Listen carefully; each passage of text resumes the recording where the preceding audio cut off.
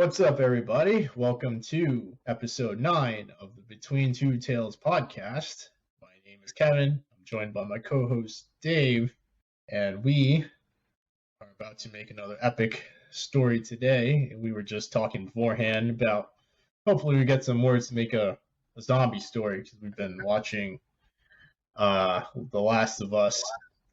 But for all the new people here, Dave, why don't you tell them how this show works? All right, for all of you who are new, we're going to generate 5 random words, and then in some shape or capacity, we're going to use those words to help construct a story. All right, and what we're pretty much doing is putting ourselves up against an AI system to see who creates the better story. Now, Kevin already said he wanted to make a zombie story. I promise you, these are randomly generated, and you're going to be able to see on the screen in a moment those words pop up. So those are just random words. As that's happening, I'm going to hit the timer, and then we'll have 90 minutes to go ahead and create the story with those words. So we'll also start that once Kevin generates those words. That's right. And then at the end, we'll see how we fare against our AI counterparts. But yeah, technically, with any words that pop up, we can technically spin it into a zombie story if we felt like it. That's true. Like, when you think about it, you could. But let's see. Let me share my screen. We'll generate these words. All right, let me get the timer up. All right. One spin. Here we go. Package. Bathroom. Ignore. Attachment. Dilute. Okay. Now, those are nice general words that could work into a zombie story. Could work in anything we want, yeah. Interesting. Okay. Let's package. You have something arriving, maybe, or something is a package. Right. It could be something of great care, or something of great chaos. Bathroom. Hides in the bathroom. Ignore. She ignored all the signs of danger. Or the world ignored all the signs of something. That's true too. Attachment. She has an attachment to the package.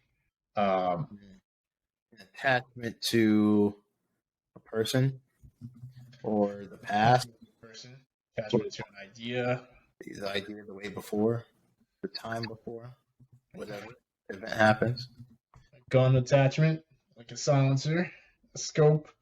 Dilute. Dilute is interesting. First thing that comes to mind is diluting like some kind of poison, diluting some kind of liquid. Or, some kind of liquid, whether it be alcohol or something. Maybe there's not a lot left in this world. And, you had to dilute it a little bit just so that way it lasts longer. Yeah. I don't know. Or, let me see something here. Attachment. By adding water or another solvent to it, like bleach. Okay. I don't know what I'm thinking about. Some kind of Romeo and Juliet type thing where someone drinks a poison that's diluted, gets knocked out, but it's diluted so they don't get killed. Maybe it's like to get into somewhere. Right. Not panic. Yeah. Dilute medicine. Or whatever. It reminds me of what happened to those boys, I believe, in Thailand, where the scuba divers had to take them out, and they had to give them sedatives to relax them, because I think the dive from where they got stuck in that cave to the mouth of the cave was like 2.5 hours or 4 hours, something like that long. And so experienced divers, they're going to panic, they're going to bump up against stuff, so their masks are going to come off, they're going to drown. So they had to give them a sedative to have them calm down. And maybe we could say had to dilute medication to do something, right? You said to get in somewhere to just calm down, maybe, someone, to pass them on through as a package. Right. Hmm. Now I'm thinking about, I don't know why, but a character who's working as a mercenary. He's assigned to help deliver this package across seas. They get intercepted by some pirates. Gunfighting ensues. He's in the bathroom. He dilutes some stuff to play dead. Dilutes some poison in, drinks it so he can play dead. Wipes someone else's blood on him. This man says he dilutes it, takes the medication, and goes, "Oh damn, I forgot to wipe the blood." You know, it's interesting. You brought up this idea of across the seas, and whatever reason, I was here thinking of like, late 1800s of like, or middle to late, where you're still in this old technology world, but things are being developed, and someone has to, back then I think it was like within some North African nations. Okay, hold up. So like I'm thinking, you ever played Battlefield? I think it was Battlefield 1. It takes place during World War One. I might have. And so if you have this area, which is early 1900s, so you have this mission. So mercenaries, you have like soldiers, right, or platoon, or whatever, and they have a mission of getting someone to somewhere, or instead of like Saving Private Ryan, where in World War II, they're trying to collect someone and get them out. Yeah, they're tasked with the mission of getting something important, maybe some information, I don't know, somewhere, and then they come across war and all its ugliness, and then we can build in this thing, as a package, having to use the bathroom, not having a bathroom, or hiding the package in a bathroom. Maybe they come across a whole bunch of buildings that have been bombed out in certain ways, and they get into a sticky situation. Someone has to hide the package in the bathroom, in the toilet, just somewhere where no one would look. Maybe ignore, whether the package gets ignored, or they ignore someone, or they ignore good advice that is coming to bite them in the butt later. And then, attachment. Yeah, we can. Yeah, attach. Yeah, if you said gun attachment, so like there's that. This is like the easiest way to use that word. Dilute. I still think if we can still incorporate diluting something in service of being able to find, if using like, okay, if it's medication or an alcohol or some kind of liquid or a poison, diluting it so it doesn't necessarily kill. Maybe they don't want it to kill for a reason at that time, or it might be killing an enemy, or something was accidental. You can also look at it this way: something could be accidentally diluted, and so they intended to kill their target. It was accidentally diluted and didn't have the desired effect. Now I'm getting a little tiny story idea for me. This main character, he's in the middle of two warring countries or nations. He has nothing to do with it. He's a hired gun. Mm-hmm. Maybe he's tasked with escorting someone like Ellie to a certain area, and he has to get across all these enemy lines and stuff like that. And there's this adventure of getting her safely to some specific area where she can be taken in custody and just be safe. One of the scenes could be he makes her drink some diluted solution and she passes out. The person who's after them at the time confirms the body, confirms the kill, but she's not dead. So he uses as like a form of like trickery or something. Mm. And this person is sort of like, in its own sense, still a mercenary. Yeah, he's like a freelance mercenary. Yeah. And then, I'm over here just adding to the idea of like, all right, say get someone somewhere else safe. Maybe they have like a daughter. Like that person has a daughter that they're like, we need to, get my daughter to this safe. Like that's their task. You're a good man. You know how to use weaponry. Get my daughter to this safe place. That way she's out of this conflict. Yeah, it could be like the resistance versus a tyrannical government too. And this guy, he just goes where the money is. He's got no dog in this fight.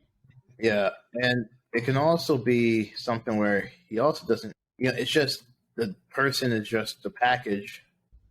It's just What if he gets attached to her? Right, he gets attached to her in the sense of like they have their own bond, whether father daughter, friendship. But he or she doesn't want to. It's not that they don't want to. It's just they don't care. They're like, you're just a package. You're a means to an end. I make this money. I'm able to do what I need to do. You're just someone. Instead of it being an item, it's a person. Yep. I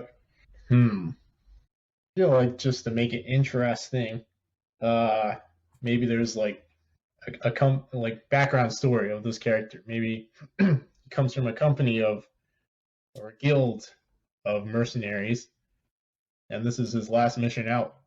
And he's like, they're like, you just gotta take this girl to this place, and then he just didn't realize what he got himself into. Last mission becomes his hardest, right?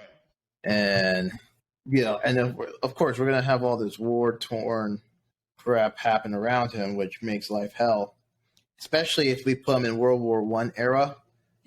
That's when you had a bunch of stuff that's banned today from the international community, as far as like you can't use certain gases as certain weapons in order to fight. But back then, we could have all that in there, right? And and that's also poison too. So maybe they have a panic where something happens, and like the gas has been diluted at that point. So they're lucky that they didn't die or whatever. I don't know. That's a good one too. And for some reason, I feel like the guild betrays this guy for some reason. Like he knows too much. So he did make it sound a little. Yeah, he did make it sound a little bit like that. I was like, man, that sounds like they like him at all. He knows too much. Or maybe that's how it's supposed to be for this guild. At a certain point, these people know too much, and so that is the reason why you don't hear about these stories from certain people, because they get killed. So one way or another. Yeah, you can't mercenary for life. Can't leave. That's right. The guild decides he can't leave. It's either so they might mask it as, okay, go ahead, do this last mission, whatever. But really, they're trying to walk him into a suicide mission, and perhaps they actually throw things at him that he doesn't know is coming from them to try. Maybe along the way he comes across and he has to fight his own guild members who are tired by the other side. Yeah, it's like a Jason Bourne situation. Besides the memory loss, the guild decides main character can't leave. The only way of leaving is through death. Yeah, they're trying to protect secrecy, and so we can make it even more Jason Bourne-like. Maybe as a young child, he was groomed to be a mercenary. He's in some special program, built as a super assassin, super mercenary. Sure. All right. So let's give him at least 3 main obstacles, because there's so many things that could happen while being in a war. Well, let's also discuss where we're going to place this. You said World War One, right? Eastern Europe, Western Europe. Yeah, so just to kind of get more specific, he can be a French. He can be a Swiss citizen trying to get a French girl out. I'm just throwing something out there. Swiss citizen trying to get a French girl out. A Swiss mercenary. Good work. And most of it would take place in France. In the fields of war-torn France. Yeah. To march her through. across no man's land. What was no man's land? That was World War One, right? Yeah, that's when they had them little. That's when they were transporting with the gases. Yeah, I had a couple places where using it, but you're damn right. That would have been. So one I'm looking at is in Belgium, but I feel like there's more than one. I feel like I don't know why this funny scene just popped in my head, but sometimes the sides, if I remember history class right, they would have agreed ceasefires. To go play a soccer game, yeah, for Christmas.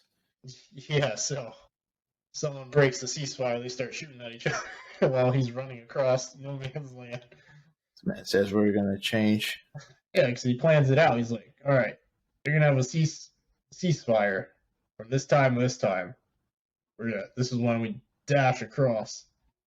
But some jumpy guy on whatever side decides to fire, and it just resumes gunfire. Now they're running across no man's land with bullets whizzing over their head. They're like, that wasn't a goal. And he pulls out his pistol and shoots the guy. That wasn't a foul. That was a handball. Bam.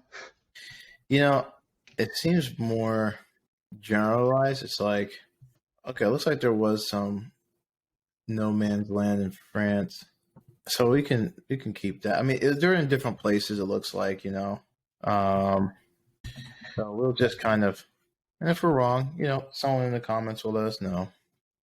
Something that can always history buffs, we're yeah. This is fiction, so this is grounded reality, not reality. You can make stuff up.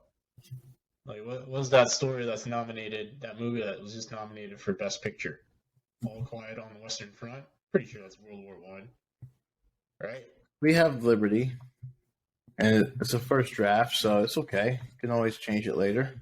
All right, so basically we'll have the bulk of it just stay in France. Or, what if it's a German girl?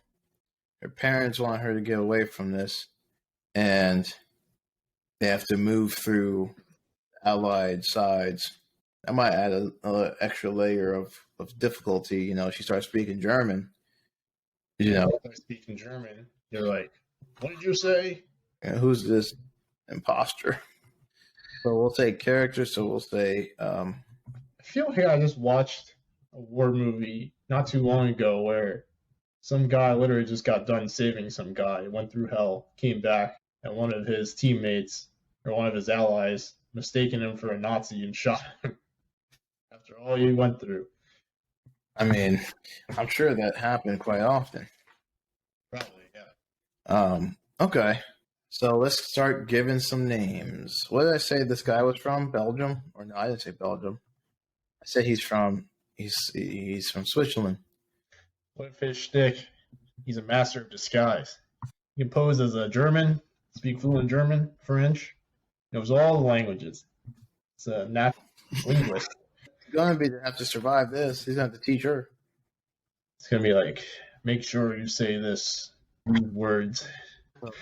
Just looking at the list of popular Swiss names, we have Noah, Liam, Matteo. Look at that. That name comes up again. Matteo. Luca, Gabriel. I'm sure they don't say it like that, maybe. Leon, Nino, Leo, Leonardo. I like Luca, Diego. Now, who would have thought Diego was Swiss? Levi. I don't really see the difference between this list of names and more Enzo. You definitely see the pollination of the other Western countries in here too. Right. The Anglos. These all sound like Italian names. Italian names like David, Ben, David, Tim. Yeah, with a name like David, I just don't believe you could be a mercenary. No, that's a perfect name for a mercenary, if you ask me. I just have to. Niels. That sounds like a mercenary's name. Niels. Unless I'm mispronouncing Nils. I want to give him a number, a code name that he goes by. No one knows his actual name until number 5. maybe in an emotional moment, he tells the girl that he's escorting his real name. So maybe his real name is Luca. Luca David, and he is number 3 or 003 or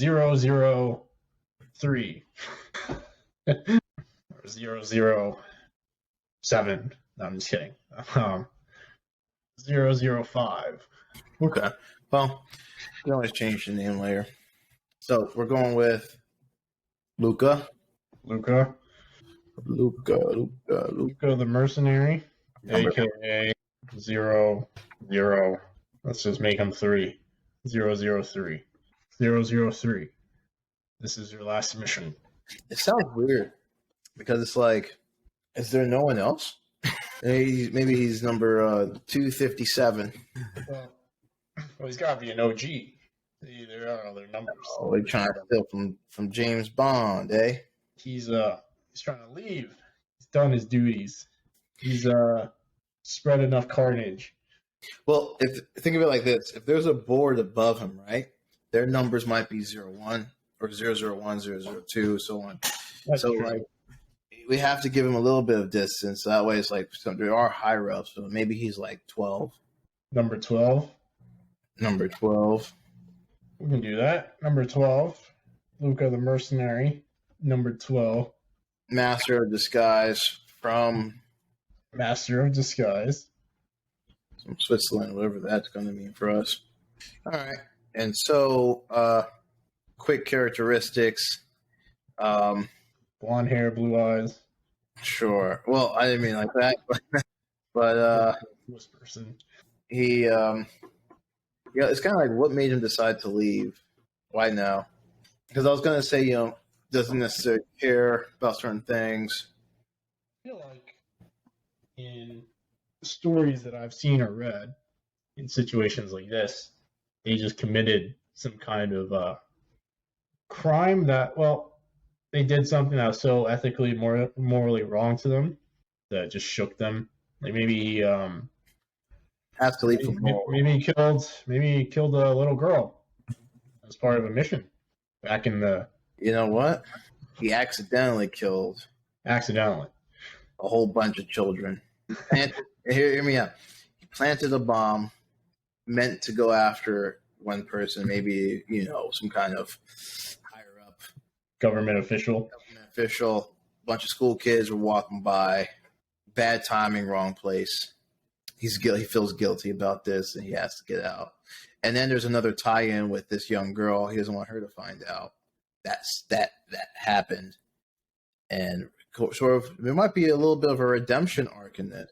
Yeah, this is his redemption mission. Yeah. Basically. Okay. So accidental bombing of school children. Target was government. Let's say he was successful in killing that guy too. And the guild gives him his flowers, but he just feels. Yeah, the guild doesn't care about the collateral. Of course not. They're there to collect the money. Whoever pays, slays. All right. Successful, but lots of casualties, innocent casualties. Okay, so let's round out our young girl. German girl from a prosperous family willing to pay to get her to family members in England or something like this. Willing to pay to get her out of that area. Maybe she's studying abroad in France. Well, the thing about all this is that people have cousins in all these other nations, so it's not uncommon, or it's not a crazy, it's not a stretch to have, even though England and Germany are in conflict, or it's not uncommon for there to be cousins.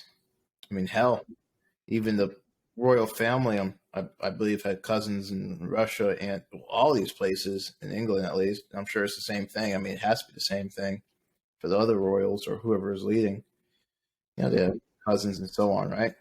So maybe she has cousins. They're in Germany. They have to get her through France, and most of the bulk action happens in France. And the promised land is getting her to a seaport on the edge of France that can take her into England. And at that point, he's no longer his mission is done. Right, right. Little does he know the person who he rendezvous with tries to kill him. He tries to complete his mission. Well, that could be like at the they try to kill him throughout the mission.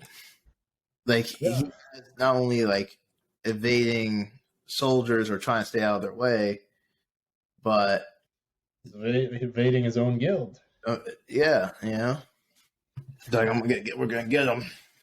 Take Luca out once and for all. He knows too much. So basically, the bulk of the story is them traversing through a war-torn country. Yeah. Let's see.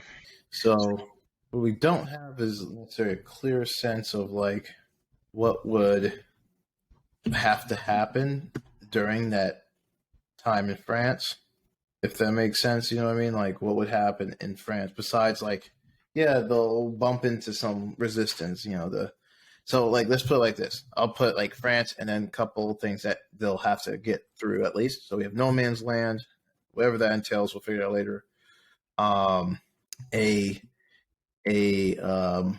Bombed out village sequence where guild members are hunting them down in. Yeah, I think maybe the first person he kills, he unmasks them and realizes it's somebody from his guild because of a mark or something, a signature mark, signature tattoo. There could be the idea that other mercenaries, he thinks, okay, hold on a second here. He may not think it's from his own guild per se, but since he did this accident bombing of other school children, he could have the idea that someone's parent who's higher up or something like this, someone has hired a different mercenary from a different guild to go get him. And so he might be thinking, all right, I got to be careful, which gives him a legitimate reason as to why, he's still even continuing this mission so early on versus then he gets to know the girl and he's like, I just really want her to be safe. But it's like, why continue to do the mission if your own guild's trying to get you? Well, if he thinks it's a different guild for the crimes of his sins, then it kind of helps keep the idea of like who's actually trying to get him. So that way the guild trying to get him becomes more of a surprise later on and not such a early on thing. But it is in fact his own guild, but he just doesn't know. He was like halfway through and then he discovers the realization that his own guild's after him. And he's like, well, it's too late to turn back now. Yeah. But in the beginning, or at least as he sets off when this sequence happens, he thinks it's a different mercenary for the innocent. Okay. So there's that sequence. And that can happen in this bombed out village, and you'll add the bathroom sequence. Maybe he's on the toilet and next thing you know, bullets start to come through and he has to get off. And I don't know if it'll help him do a number 2 or keep everything inside, but you could have something like that, right? But so we'll have this like little sequence of the village. Bathroom will come up in there. Maybe there's mortars dropping, and they gotta take shelter in the bathroom. Or it can also come up in the sense of like the girl says she needs to use the bathroom, but she's like she comes from a certain understanding of how life should be, and she's not used to having to use the bathroom in the woods. Maybe she says, I gotta use the bathroom. He's like, there you go. Look at all these bushes right here. Look at all these places for you to go ahead and pop all around you. Hey, that also could be of use because it's just like a grounding of like we understand the girl's mindset of like she's not used to this at all, and like how in the world it kind of that's like an early on thing because it's like how in the world is he gonna get her all the way over here?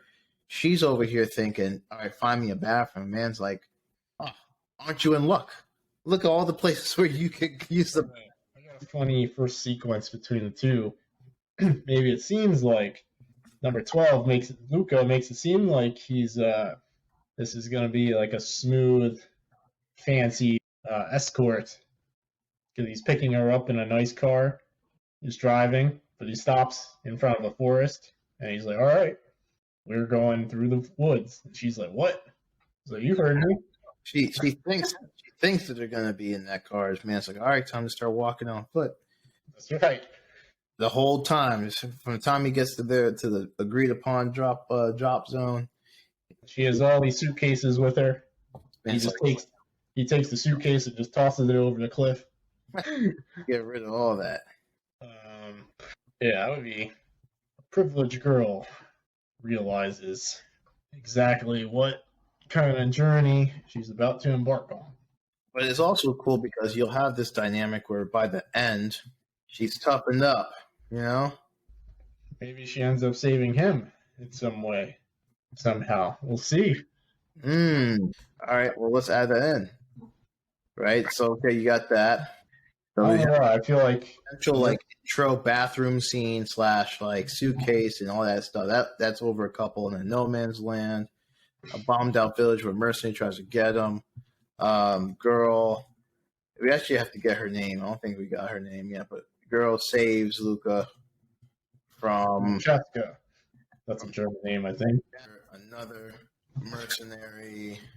I don't know why I had in my head that mercenaries that he comes across should all be a specialist in something. Like maybe one of them's like a sniper. They're like darting across a village while getting sniped at.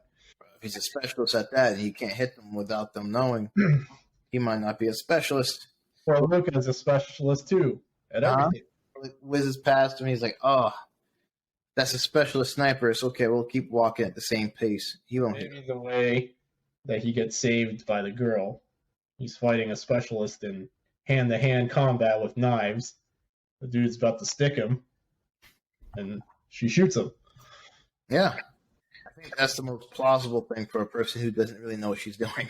She's got a little Ruger guy. They're in a tussle. Someone tries to take out the gun, gets popped out, smacked out, slides on the ground. The girl's watching this. She's trying to figure out what to do. She picks up the gun and blows the cap back of this mercenary.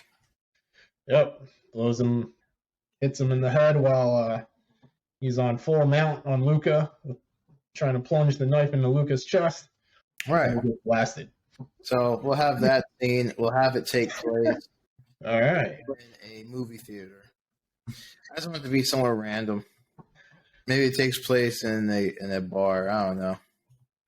Sitting down to watch a movie, then it gets jumped by this dude. Maybe if this happens in the later half, listen, it's not like every day. It might be slow down. She's like, he wants to do something nice for her. Take her to. Is this happening in a abandoned town or like a regular town full of people? It could be in Paris. They make their way through Paris. In that case, the dude just rolls up to him, tries to stick him, and they have a little hand combat right there in the middle of a crowd. The guy's trying to stab him. They're down an alley. So, and then something would have to happen between the bombed out village, and then you have like walking in wilderness, and some of that kind of stuff is going to happen, and the development of their relationships. That's going to matter. Girl saves Luca from death after another mercenary tries to kill him. That is her loyalty. They need a map of France. Maybe she's I wonder if we can make her kind of naive as well. Oh, bro, she's definitely gonna be naive to begin with. She's like, this is a whole new world to her. So she's like in awe of what she's seeing, even though it's all torn apart and on fire. She's like, oh, what? This is a tank. Starts climbing on the tank. Tank comes alive. Luca's like, get off. Tank blows up. Yeah, we can have stuff like that. So, they get through Paris. I'm just looking at a map, and then they make their way. Or I think he just saves her from like little things in the beginning that kind of builds his bond to her. Like, yeah, maybe she goes over. She steps on a mine, and she can't take her foot off, or else it's gonna blow. So he, I don't know how to remedy that. We can make something up. So that could be like one of the first things. My goodness. All right, so they have to make it to Le Havre. I don't know how to say this. Here, Le Havre. That's where they have to make it to, where they have to get to the port, which would take her into England. Ooh, I just thought about a good way to save her from a mine. So she's stepping on it. He's like, "Don't move your foot." She's got some shoes on, maybe some boots on. Takes a rock, puts it on her foot, tells her to slip her foot out. So the rock keeps the boot there and puts pressure on the pin. And then they make a dash for it, and she has one shoe. Now she's got to wear some slippers that she found in a blown up building. I feel like there's another. How many assassination attempts should there be? Right now, I think we have like kind of 2. I think there should be maybe 2 in the middle and then 1 towards the end when he's about to complete. Yeah, and then because there'll also be like the sequences for. Okay, and then on the last assassination attempt, maybe it's someone supposed to rendezvous with someone he trusts from the guild, his buddy or something. That's when he has to find out. He doesn't find out to the end. It's also a surprise for the audience and him, right? So he gets there to La Havre. What's good, number 13? And the last attempt happens. Oh, so you mean he kills the 2 mercenaries from his guild towards the middle, but he doesn't know. No. And then, well, he doesn't know who they are. Like, if it's, depending on how this guild's set up, it doesn't mean that everyone knows everyone. Right. True. Right. So I see what you're saying. Okay. He finds out that it's his own guild at the checkpoint, at the final drop off for the girl. So like they take the girl, and it's not like they necessarily want to kill her per se. Like they're just like, all right, we're gonna take her. They're gonna make money on her because she maybe did the job. Maybe she saves his life in the end. She shoots his buddy. She saves him again. And in the middle, maybe she like slips him a gun or something, kicks a gun to him. We learn it by that point that she's willing to do what it takes, and then she, well, to a certain extent, saves him in the end.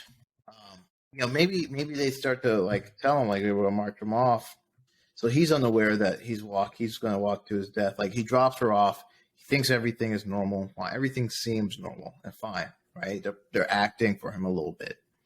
Take the girl. The girl overhears that, they're getting ready to finish the job, so to speak, and has to go warn them that it's actually his people. Like the way she saves him this time is through a warning, let's say. Yeah. That his buddy. Yeah.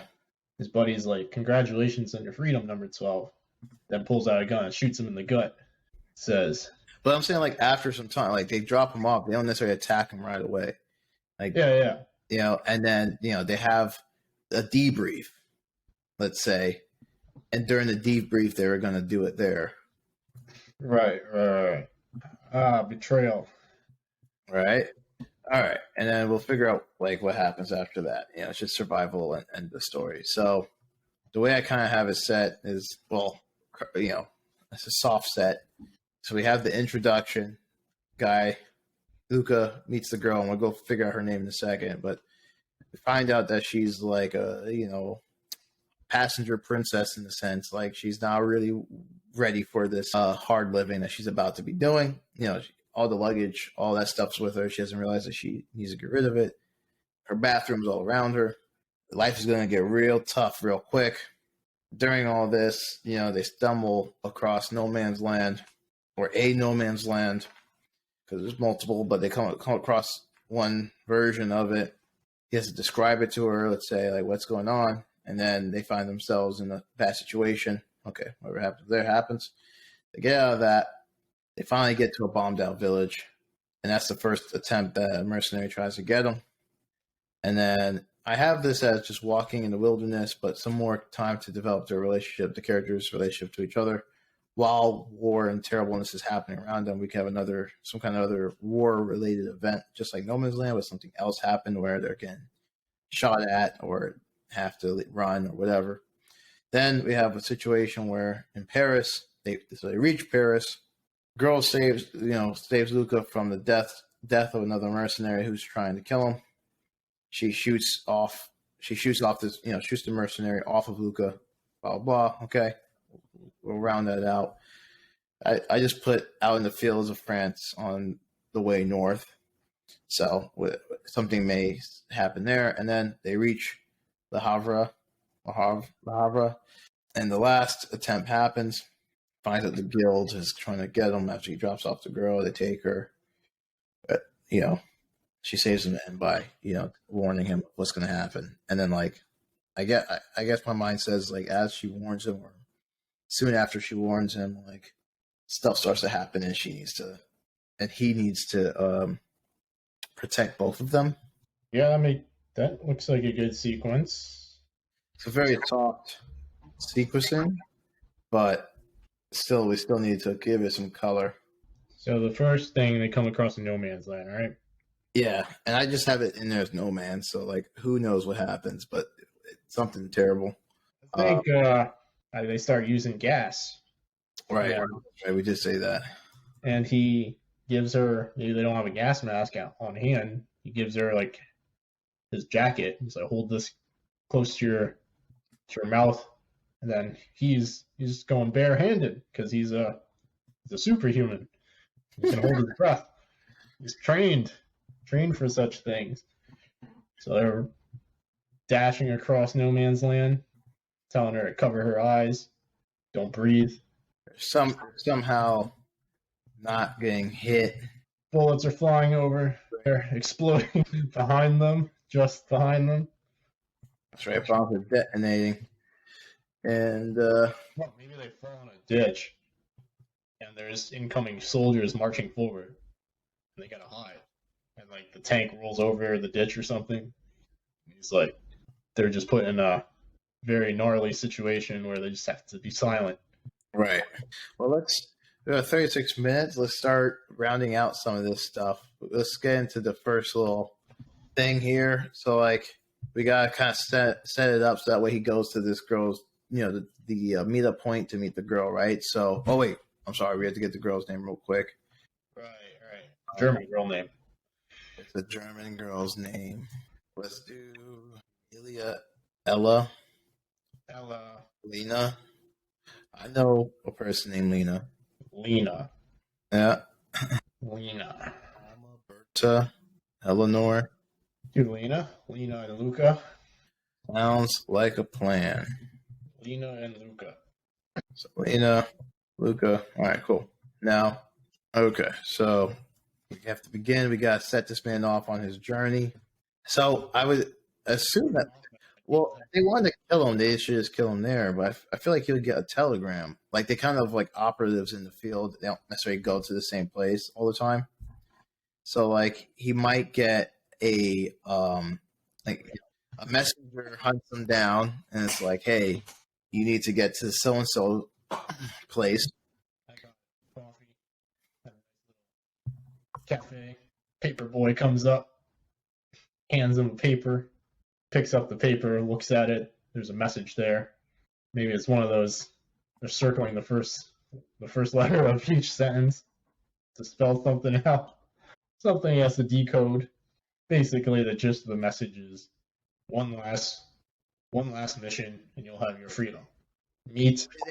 They shouldn't even. It shouldn't even be so specific as you'll have your freedom. One last mission, and then it'd be super last mission. Upon arrival, consider something more official. Upon arrival, consider yourself one last mission. Relieved of duty or something relieved of whatever. Well, let's just assume that they had this chat beforehand. All of this that's what I'm saying. They're just this happened. You're relieved after this mission. One last mission. Godspeed. Go to Schwartzberg all girls school. Pick up Lena. A little boy comes over to him, hands him. I'm still thinking he hands him a telegram. Instead of, they're not spies; they're mercenaries. They don't need to have all this secrecy and yo, read this newspaper and pick out every like fifth letter. They're not spies. So like a little boy can come over, hands him a telegram. Luca gets up and he doesn't hand him a telegram. He just walks by and it drops because they're doing things in such a secretive way. And gets up and picks up the telephone. He dials in a number.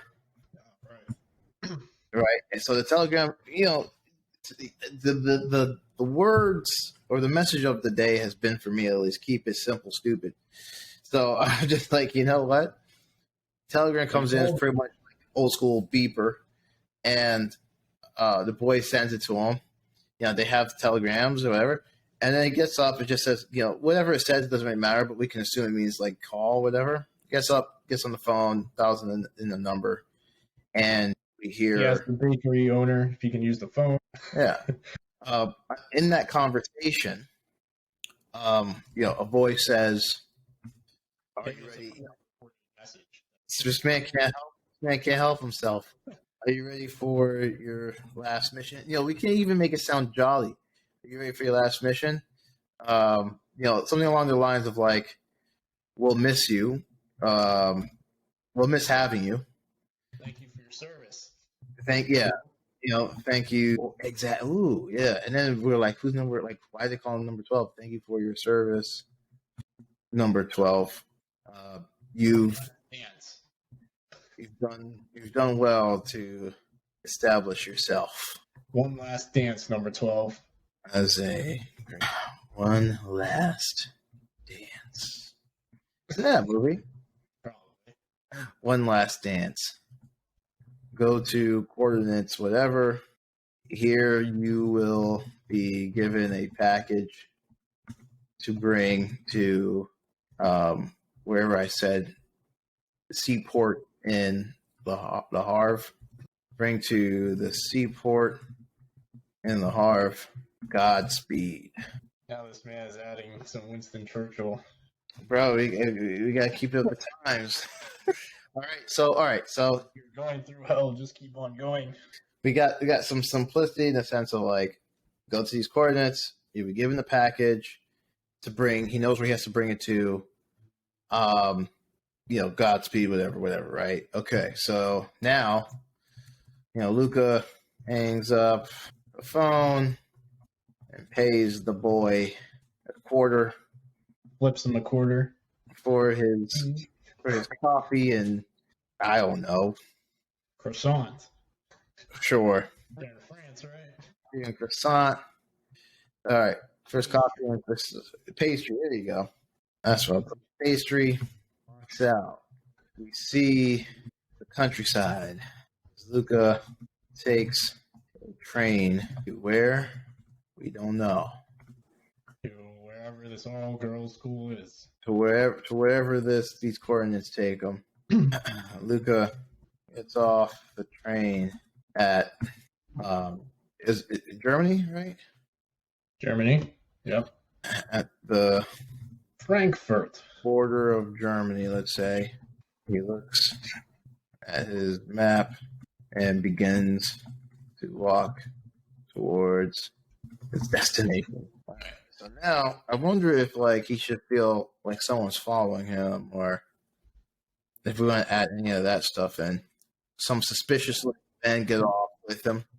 Could be a guild member following him as soon as he gets off. He's like, 012 has reached pickup point. Get off the train. Yeah, at his stop. Typical, man in trench coat. Yeah. Hat on. But Luca doesn't know this, right? So, but it's something that the audience will see. Right. And they don't know why. Like, why is he being followed? Who are these people? So it's just adding a little bit of a mystery. A little mystery. I mean, I gotta say everything. All right. Luca arrives at an all-girls school. Should he pick her up in a car? No. He's gonna get there. She's gonna be like, "Where is your car?" So he's gonna start walking from the get-go. Yeah. She's gonna say, "Where is your car?" He's gonna be like, "What car?" we can't. This is war torn Europe, baby. We can't drive through all this. It's gonna be like, you got your 2 cars there, your 2 feet. I mean, I think the idea is that he believes that most of this is going to happen by train. Yeah. You know. Maybe the railroad gets freaking blown up because of war. Now they have to walk. Actually, so that's how they get into this no man land situation. The track. They're riding the train while it's getting blown up, and they walk out. Oh no! Tracks are blown up. Train comes to a sudden or abrupt stop. Oh, so they're on the train. They're on the train, but like it comes to a stop, and everyone's like, why are we stopping? And then they find out the news, right? Tracks are gone. Okay. They're like, everyone stay in your seats. And he's like, get up. We're going. Yeah, it will take 48 hours at least to fix. You know? So it's like, what we're going to do, sit here for 2 days? No, we're going to get up and go. So, but we'll come back to that. Right. So Luca arrives at an all-girls school. Puzzled, he continues forward. He watches as the girls play outside, and he makes his way to the front of the school there. So how does he get, like, I'm here thinking someone's going to whisper to him, like, hey, over here, you know, or something like this. Like, how does he hold up a sign that says Lena? Well, he doesn't know yet. So it's like something needs to, like, bring him to where he needs to go. And then he's told, like, wait, right? So the girl is standing alone with her cases. Maybe there's a young over there to meet him. He sees him. He's like, blue skirt. Nah. I think, if she's standing there, she might know. Like, someone, because think of it from her perspective, right? Her father or someone must have been like, on this day at this time, roughly, be ready to go. So-and-so. He got a telegram that he got a picture of her, so he knows exactly what she looks like. Maybe, yeah. And it's just like, someone's going to come pick you up. You're going to go with this person, and you're going to go to this place. And she knows, like, all right, I'm going to get picked up. I'm going to go here. She doesn't know how, but this happens. He walks up to her, pulls out the photo, holds it up to her face because he's being a douche. He's like, you must be Lena. Well, Luca looks over at her, then at her suitcases. He's like, I'm going to toss those. He's like, I can't. Looks over to her and holds up a photo. I feel like it's a little too much on the nose, but it might not matter. But, like, go to the coordinates, you'll be given the package, buy the code name to bring to this. So maybe he goes over to her and asks, are you waiting for someone? Mm-hmm. She says, none of your damn business. She says, she should. Okay, sure. She says, get out alone, creep. None of your damn business. Get alone, creep. Stranger. And to walk away, but she calls out. She's awaiting someone who's very late to pick her up. Luca asks if she's Lena. By the look on her face, she is. There's some stuff that could be said there, but we'll just kind of skip over that. Okay. Luca tells her to get rid of her suitcases. I mean, we can elaborate on that. She's like, when they start walking, pick up her suitcases, and he's like, "What are you doing?" She's like, "I'm coming." Yeah, when they get off the train and they're trying to walk through country, she's still trying to carry her suitcases, and he's like, "Hold on, let me help you with that." He takes the suitcase and just tosses it. I like that idea because it's like if he's thinking, they're just gonna take the train. Hey, if she wants to carry that crap, so be it. They'll take the train, but then stuff happens, and it's like, okay, well, he wants to keep her stuff. So. Gotta get rid of it now. So Luca tells her to follow. She asks, "Where is his car?" He says he doesn't have one. Instead, they will be taking the train. Okay, we're gonna do some jumping because we're at roughly 19 minutes. I'm writing out the middle part. Where Perfect. Where are you riding up to roughly right now? No Man's Land. Perfect. All right, I'll get us to No Man's Land, and then we have the rough of what the next, the rest of the sections look like, but whatever. I'll get us all the way to the point where they have to get off the train and begin walking. Yeah. Board the train. All right. Looks very carefully. Looks like she never. Cool is that by the time we'll see if we have some matchup. By the time we get there, and that'll be cool for everyone else to see. Yeah.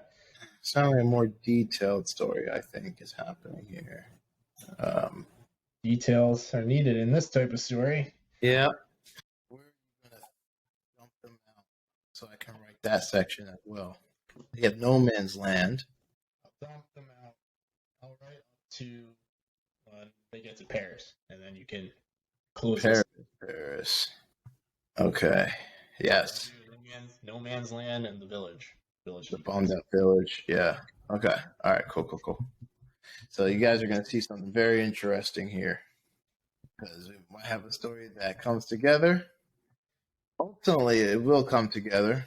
We discussed it to a certain degree, but it will be interesting because I'm starting to change small things. But oh man, this is gonna be good. This is the second time we had to do this. I think we did this last time. It came out not bad, pretty good. Yeah, you did it harder. I know. Dropped off in Paris. Okay, 10 minutes to go. Oh boy, up against the wall for this one. This is going to be interesting to see how it comes out. Oh yeah. All right, so I'm ending it where literally when they're about to end a fight, like Luca. At this point or not? Yeah, they're in Paris. Okay. Pretty much a man approaches Luca, pretty much about to initiate a fight. Oh boy! All right. Who knows? We might be stuck having to just off the dome. We might. Okay. If you want to do, they arrive. Arrive in Paris? No. At because you say you did all the way up to they arrive, and then they're about to fight. Yeah. Yeah. They're in Paris now. I'm talking about the very last sequence of like they get to the port. They way up there? Yeah, they drop her off. All right. And, it's like pretty much the ending there. All right.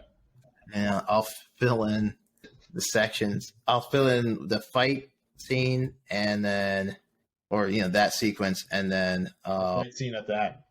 The fight scene of like in Paris, and then after Paris, and then as they get to this new port, or they get further up north. Okay, so. Okay, I see. So Luca drops her off, right? Yeah, he's mercenaries out there 8 minutes ago. They're over. So at the end, is there only supposed to be one person or a couple people there? That's trying to kill him? Yeah. It could be like 2 people or whatever. All right. Yeah, why not? Here's them whispering. All right, this is gonna be interesting. For us, then, the ending's a little depends on what you say. I'll probably have to do some improv. I think No Man's Land I got down in the village. A little fight sequence in the village. Oh boy. Sometimes this is how it works, folks. Under a clock here. Basically trying to make a wartime movie in 90 minutes. And sometimes this is what has to be done. That's right. I'm excited though. This is actually I think turning out to be an interesting story. I think it is. Just because of like the dynamic background of the character, etc. 4 minutes. I don't know. This week was tough. We got really general words. I don't know how. Yeah, it really was. I don't know how we turned this into this war. war story, but I'm all for it. Okay. Gotta do some jumping. I finally reach this place. Which words are you covering? Which what? Oh. Package. Package. I covered bathroom. Okay, good. I'll get attachment. Attachment. I don't know if I have dilute in there or ignore. But maybe in the end they have to ignore, like maybe Luca ignores her, or that wouldn't make sense. Oh, I know how to use ignore. Don't worry about ignore. Dilute. Oh wait, I actually already used the word in there. Use dilute? Ignore. Yeah, let me think about dilute. Minute and 43 seconds. You know what? I can't think of a good one right now. It's just going to have to go in as pseudo fiction. Okay. I got 50-something seconds. Package, you said bathroom. I have ignore. I have attachment. Yeah, I'll do bathroom and dilute. Bathroom and dilute, I got. Okay, cool. 30 seconds. So let's do a quick look through. All right, cool. This one was interesting and a little bit harder just because details have to kind of play into each other in order to have it make sense. Right. But there it goes. Timer went off? Timer has gone off. Yeah, that was interesting. That was the second time we had to do it. Basically, Yeah. for the audience, Dave and I pretty much just wrote different parts of this story. Now we're just gonna mishmash it together. I have no idea what Dave has written. I have no idea what I've written. This has happened to us once before, and it came out pretty well. So we'll have to see if it happens that way again. Right. All right. So to recap. Oh, go ahead. Yeah, to recap, our 5 words are package, bathroom, ignore, attachment, and dilute. Right. Do you have something to say? I could start off the story, but just to let everyone know, we have our main characters, Lena and Luca. Lena, our young German girl. Luca, our Swiss master of disguise mercenary, also known as number 12 or 012, but number 12 sounds better if we're going to use 12, right? And the story takes place in war-torn Western Europe around World War I era.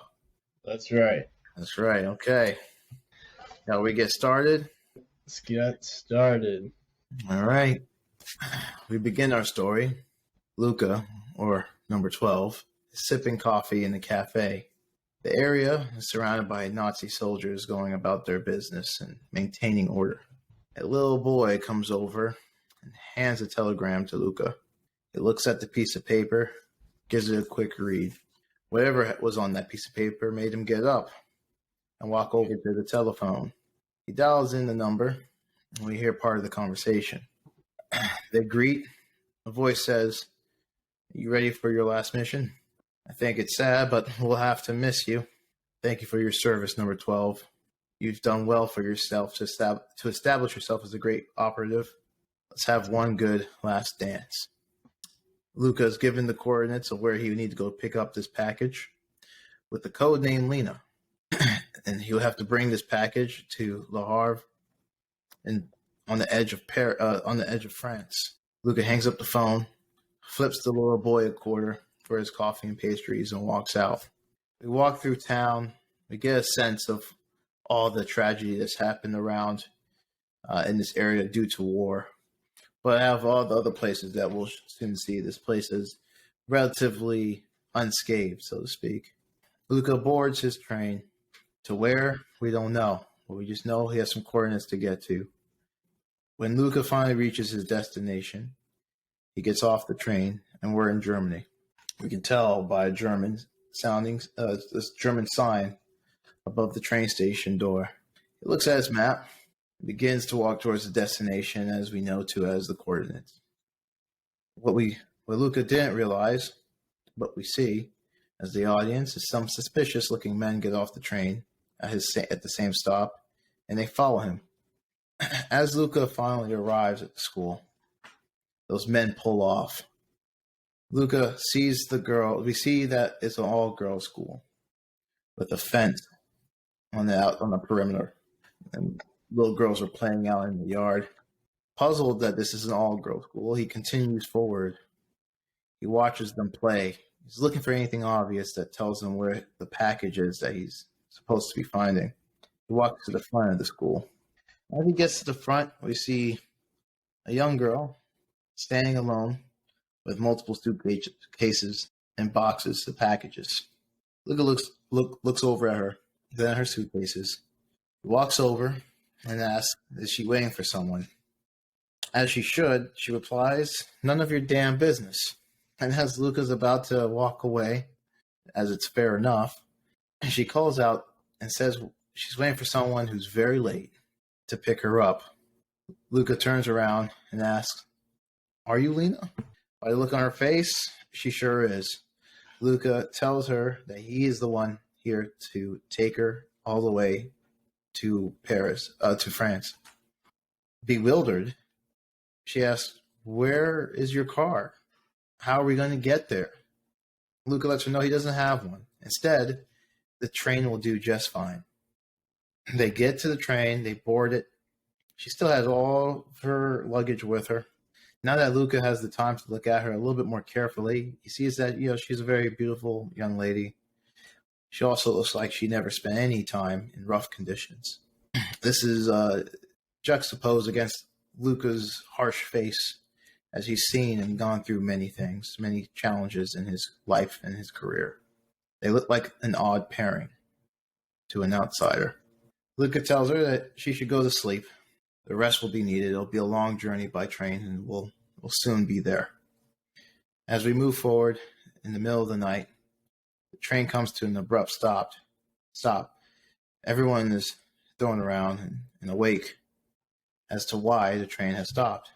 They await the news, but as the conductor finally makes his way to their car, he lets everyone know that the tracks have been blown up, and at the very least, it'll be 2 days until they can be repaired and continue their journey. Luca decides they need to go. He tells Lena to get up. They'll need to go by foot. Paris isn't too far from where they currently are. Lena begins to grab her things, and Luca watches. What are you doing? He asks. I'm grabbing my stuff, replied Lena. That stuff is only going to hold you down. Leave them here, or take one bag. Lena ignores him and takes all that she can carry. Luca shrugs, and they leave off the train. As they make their way through the fields, Lena's beginning to get tired and complains about this journey taking too long, and why didn't he pick her up in a car. Luca gets frustrated and upset with her complaining and throws all her bags away onto the ground. He tells them to leave it, for else he's walking away and he's done. She can figure out her own way to get there. She gets very upset, curses them out, but after her resistance, she decides to continue. She decides to take one sentimental item. As they walk on their way to Paris, they come across a ditch. What is this? Asks Lena. Luca explains there's a ditch from the ongoing war. They ought to be careful as a shelling drops. Smoke across, starting to cover the area. Diluted gas bombs are being dropped on them. There's gunfire and yelling from both sides. Luca takes off his coat, shoves it in Lena's face, tells her to close her eyes and start running. Straightforward, don't stop. He just covers his mouth and nose, and he just starts running, guiding Lena with his one hand. As they're running across through the smoke, bullets are whizzing by, bombs are exploding near them, soldiers are yelling. Through the end of the smoke, Luca can make out a group of infantrymen and a tank. So using his quick wit, he grabs Lena and they take refuge in a ditch. But this ditch is full of other dead soldiers. Lena starts to scream, but he just covers her mouth as she's looking in the eyes of a dead soldier right next to her. Good. The infantrymen are walking across the ditch, They hear the tank rolling across the ditch. It's the Allied soldiers. Luca can understand them, but Lena can't. So they lay in the ditch until the coast is clear. Then Luca and Lena continue their journey across the field, across this barren wasteland. Dead trees, everything is dead, blown up. They come across a village. Lena says she has to use the bathroom. And he was like, okay. She said, where can I use the bathroom? And Luca says, the bathroom is all around you. Just go use that bush over there. Disgusted, Lena walks over to the bush, squats down, and suddenly a hand comes up, covers her mouth, and snatches her. It's a mercenary trying to kidnap her. She bites his hand. He shrieks, and she starts screaming. This gets Luca's attention. He starts running towards where Lena is, and then the mercenary pulls out a gun to make Lena shut up. And as he pulls out his gun, we see the gun get shot out of his hand by Luca. And then Luca runs towards the guy. The guy's still holding on to Lena, and he's like, don't move, or else she dies. So he's like, drop your weapon. Luca drops his pistol. They're in kind of a neutral standoff. He sees the mercenary reaching towards his back pocket, and just without any warning, Luca just dives for and tackles the dude and Lena to the ground. Lena gets away free. She starts running towards a different direction. Now they're tussling for weapons that they could find nearby. The mercenary is reaching for the gun, and he's closer than Luca. Luca looks around him. He sees a little stake in the ground. He grabs onto it and starts pulling, while the mercenary is just crawling towards the gun. And as the mercenary gets the gun, puts it in his hand, turns around, he gets stabbed in the neck by Luca with the stake. And then that ends the first mercenary.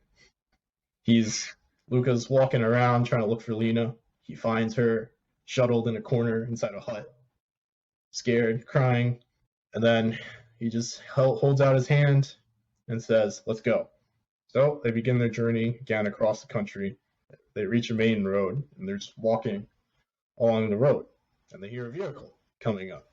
It's just a good old French citizen, Parisian, and he asks in French, do they need a lift? And Luca responds back in French, fluent French. Lena's surprised, and then Luca has other plans though. Plans on killing this guy and just taking his car. So Lena sees him reaching into his pocket for the gun. While she sees this, she runs and hugs the guy and says, thank you, monsieur, for taking us. You saved our life. It's horrible out there.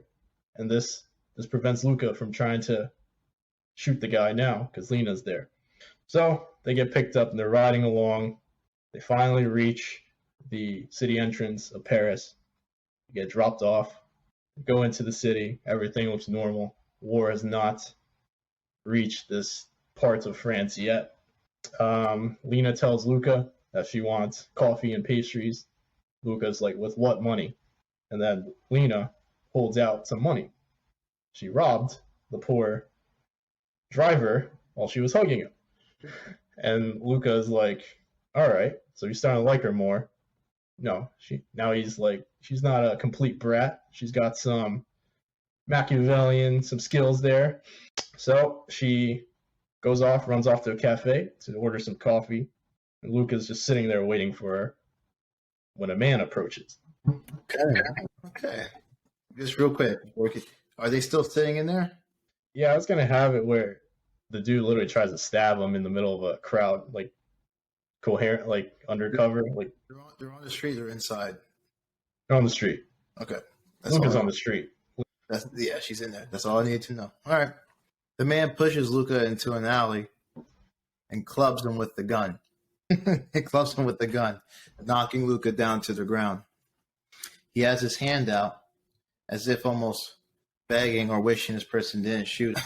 This mercenary stands over him, pointing a gun at him, as if telling him his final words.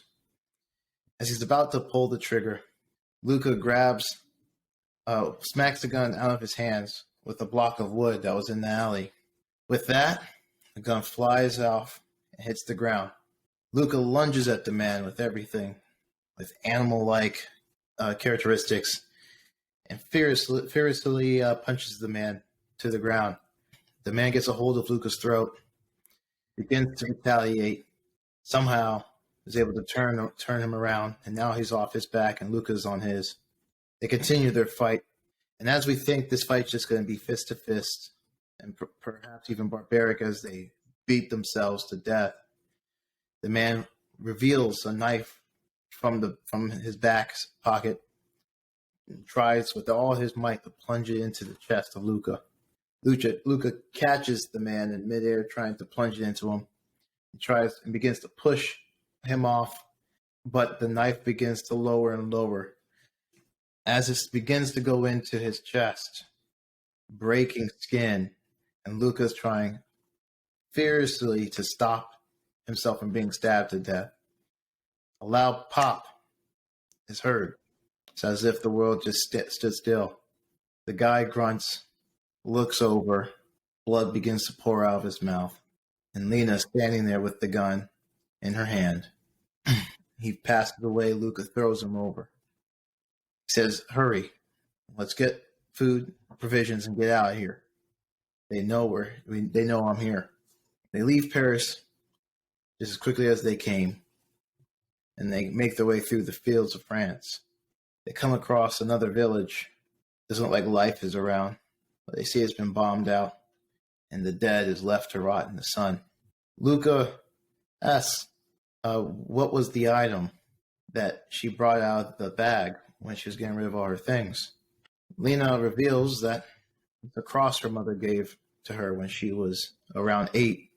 Then Luca wonders and asks, well, then where did she learn how to rob like that? Where did she learn those skills to survive? Lena tells him that life was tough after her mother's death. Unfortunately, her father was a drunk, an alcoholic. He did okay for himself, but he could never keep it together, never take care of the family. After the mother died, who was the breadwinner, she had to learn how to make ends meet and get money in order to have bread and other food at the home. She effectively became the home's caregiver. Luca realizes that there's more to this young girl than meets the eye. She's been through some things, but she's tougher than she looks. That night, they decide to take cover in one of the abandoned buildings. As they drift off to sleep, Lena leans over and lays her head in his lap, falls asleep. At this point, Luca and Lena have built an attachment that is unexpected by Luca. He's starting to feel attached to this girl, respect her, and care for her as if she were a family member of his own. That morning, they wake up to men talking outside. He whispered to Lena, they have to sneak silently out of this house. They're able to do so. They make it to the edge of the village, and begin to run as bullets rain down on them. The soldiers have actually spotted them, and they're trying to make sure no one escapes. They haul ass, and they get to a bridge with a creek running underneath it. They decide to go below and hide underneath the bridge where the creek runs. The soldiers, while doing this, they're waiting for the soldiers to see if they pass or get to them. A little bit of time goes by, and it remains silent. They've escaped death again. They go on and leave. They finally reach the town, at the edge of the town of Le Havre. So they reach the port, exactly where Luca's supposed to meet whoever, and he sees a familiar face. It's number 13. Number 13 says, "You look like you've been through hell." Number 12. Number 12 says, "Don't even get me started." He's with Lena. Lena's holding onto his arms, and number 12 says, Luca says, "Number 13 will take you from here. It's fine. You're safe now." So he turns her over to number 13.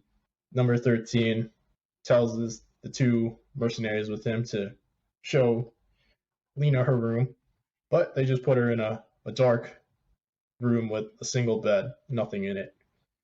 And she's like, what's going on? Then we hear number 13 debriefing number 12 on the mission, congratulating him. So this is it, huh? One last dance. One last dance, number 12 says. And number 13 says, you'd be the first man to be free from the guild. Number 12 says he's done enough harm and now he just wants to start brand new. And he asks number 12 if he has the items. Number 13 says yes. Pulls out a brand new passport, brand new identity, hands him over to number 12. Meanwhile, in the dark room, these two mercenaries are being creeps. One of them looks at Lena, says, now that I look at you, you're a very pretty girl. Leans over to her, takes a big sniff, and he says, I wonder if number 13 will let us have some fun before we end this mission. And the other mercenary guy says, leave her alone. I'm just trying to get paid. Number 12 is going to make us rich. And number 13, or the other mercenary says, do you think number 13 can get the job done? The other mercenary guy says, of course. Number 13 is the best shot in the guild. There's no way that he can miss and hit an unsuspecting number 12. Lena realizes what's going on. The one bodyguard says, let's go watch. So they lock the door, then they walk outside to see the action. And then you got the fight sequence, right? Oh, I can come up with one. I'll read about doing the spot. Oh, you don't got one. All right. We can do a little improv. Number 13 says. All right, so here we go. Number 12 looks like this is goodbye, and he whips out a gun and shoots number 12 in the gut. Number 12, Luca's shocked. He's got his hand over his stomach. It's on the floor bleeding out. He's like, what are you doing? Number 13 says, you didn't think you could leave, right? Be a free man. No one leaves the guild. Two bodyguards are laughing. He's like, yeah, I told you. Number 13, you get him. Lena has the keys that she nicked off of one of the bodyguards when he decided to be a little pervert. Opens her own door, grabs his pistol, shoots the bodyguard in the back, shoots the other one in the leg. He's on the ground. He's pointing the gun at number 13. They're both pointing guns at each other. Number 13 says, now, little girl, put that down, or else I'm going to kill your friend here. You got something? Lena looks at him, still with gun in hand, trembling, tears rolling down her eyes, and tells him, it's me you should be afraid of. And as if she was training all her life, pulls the trigger, blows number 13's cap back, thus prolonging the life of Luca number 12. She rushes over to him.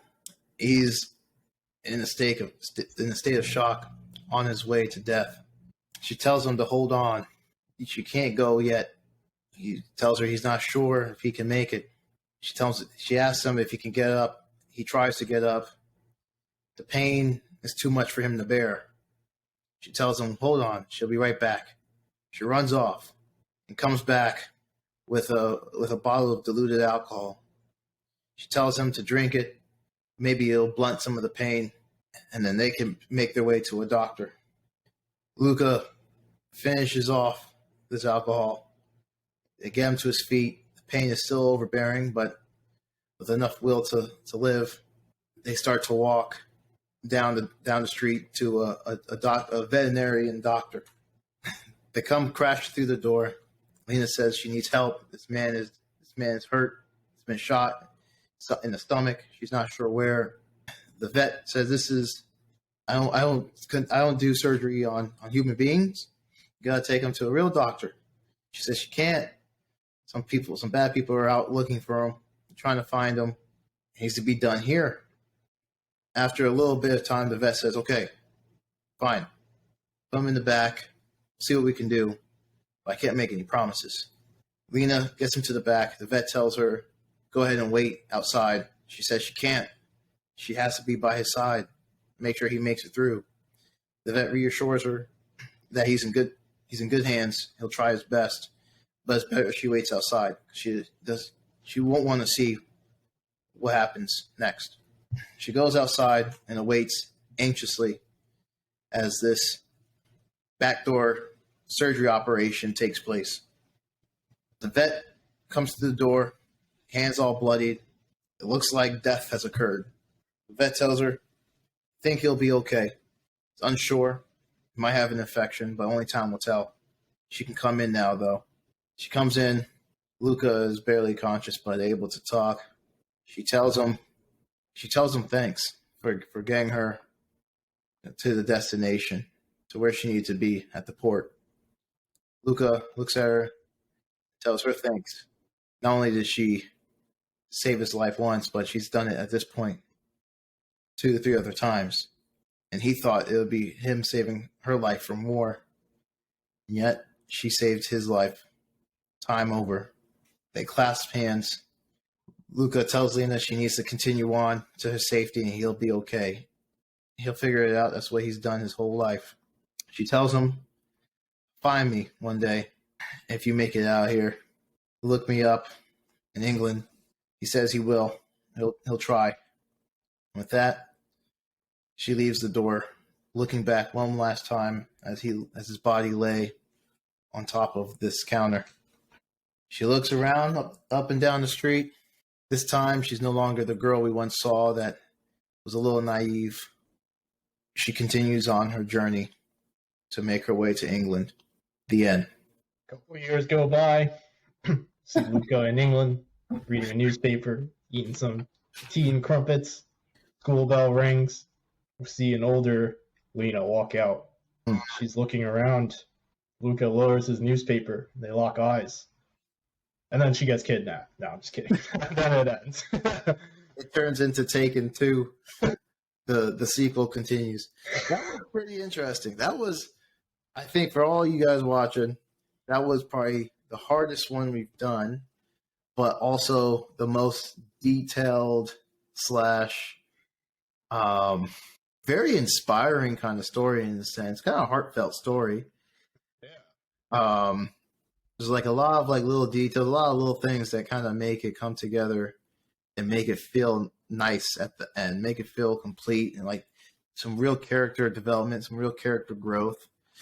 A good reversal from the beginning than it was at the end. Someone so strong and so capable, Luca, being put in such a vulnerable and weak position by the end. So you have, if we're talking about character arc, we start off strong and then we finish still strong, but weakened physically. And then we have Lena, starts off a little naive, pretty much a little princess, and we end with her being capable of taking care of herself to a certain degree, and she's able to continue on, and it feels like she's able to continue on her own, without you worrying, like, is she going to be able to do it? She already survived all these attempts, and at this point, she has a couple bodies underneath her. But she's also seen some things, and experienced some things. And so her development is now she has that self-assurance that, she's more than capable in that sense. She became a survivor in the end. She's a survivor. Yeah, I think that was and what's interesting about this story is it kind of takes place when you get the sense that the rest of the world, as it is, because it takes place during World War I, is literally on fire. And it's like they have this small, like, little mission, this little small thing that has to happen in their lives. But in the wider scale, there's absolute mayhem and destruction and death and depression, sadness, etc. And they're just operating, this is their story, operating within the scope of the world. Western Europe is at large-scale conflict, and this is just two people's story in the sea of many that you could tell. That's the way it kind of feels. And I kind of like those stories because it feels like there is a world beyond their world, and things are happening beyond them. Yeah. Yeah, it was like, they were in their little, they were kind of in between area. right? They saw war, but they managed to get to a spot where war is not reached. So they got a sense of the contrast of what's happening. There's the Parisians, people in Paris living normally. Meanwhile, there's soldiers out there fighting. Yep. Fighting. And mercenaries after them, too. Yeah, that's right. Oh, man. I like that. That was interesting. That was tough. That was a good job. Yeah, that was harder, but at the same time, it did. We were able to do the job pretty decent, and it still came out a really good story. It actually came out way more detailed, I think, than most of our other stories in a sense. Yeah, I think so. A lot of moving parts, a lot of different themes that we were bringing across, all while in basically the first outline of the soft story, as it would be, and it was still able to get through some themes in there that made it kind of tie together. So, well, now it's that time where we have to see what our AI overlords come up with. This will be interesting. Yeah, because they're going to have a pretty broad topic to work with. Right. Create a story that takes place in World War One using package, bathroom, ignore, attachment, and dilute as words or themes in the story. All right, this will be interesting. It's paused. Doesn't know what to do. It has to make something. If we catch it, did we break it? This is an automatic forfeit. Oh, okay, there we go. I think we gave it. I think we're going to give it a run for its money, man. It really got stuck there. Yeah, it had some creative blocks there. Yeah, usually it doesn't. The machine had a creative block, Who would have thought? Oh, all right. That was pretty short. All right, so let's see what we got here. It was the height of World War I, and Private John was on the front lines. He had just received a package from home filled with letters and small trinkets from his family. As he sat in the cramped bathroom of his barracks, he took a moment to read the letters and hold onto a small attachment he had to the life he left behind. As he read, he could hear the constant gunfire and explosions outside. He knew he had to ignore the sounds and focus on the task at hand, but it was difficult. He longed to be back home with his family, away from the horrors of war. As the days passed, John's attachment to home only grew stronger. He couldn't help but think of his loved ones and the life he left behind. He even began to dilute his time on the front lines with thoughts of home. John knew he had to stay strong for his family and his country, but it was becoming increasingly difficult. He only hoped that war would end soon and he could return home to the ones he loved. And that was World War I home attachment. Man, I can tell you from the jump, our story is 20 times better than that. Bro, that wasn't even close. That wasn't even a story, I don't think. No, that was a diary of John. That was the diary, yeah, that's what it felt like. No, not even close. No real originality as far as making it connect on multiple themes. There's no real plot in that. Yeah, nothing really happened. I think we win this one hands down without 9-0. We have to come up with a title without any issue. That's right. So title ideas. I have the package. I have the Harv. I have the Mercenaries package. A Mercenaries Freedom. Seaport's Edge. Seaport's Edge. The package is a pretty straightforward one. I think the Mercenaries package gives it a little bit more, makes it a little bit more specific. One last dance. One last mission. Number 12. The last package. That's not bad. Yeah. The last package. It's actually not bad at all. No, I can roll with that. The last package. The last package. The last parcel. The last parcel. Escort. The escort. That doesn't. That sounds kind of like different. Last train home. Across no man's land. That's actually not bad either. That's an interesting title. Across no man's land. What's that movie? It's like No Country for Old Men. No man's land for. No Country for Mercenaries. No Country for Mercenaries. No Country for Mercenaries. I like the last package. Across no man's land. Let's put it as No Man's Land because I feel like that really embodies the tale at every stop. They're being attacked and going through hell. Like whether it be war or other mercenaries, like across no man's land. Like, yeah, there's like a specific reference to where they go through no man's land itself, but really the whole thing is no man's land for them. Right. Like everywhere is just hell. Godspeed. Godspeed. Across no man's land. Yep. Sounds good to me. Well, that does it for episode 9, folks. See you back next week for a big episode 10, number 10. Let us know what you think about Across No Man's Land. Poor Luca. Man just wanted his freedom.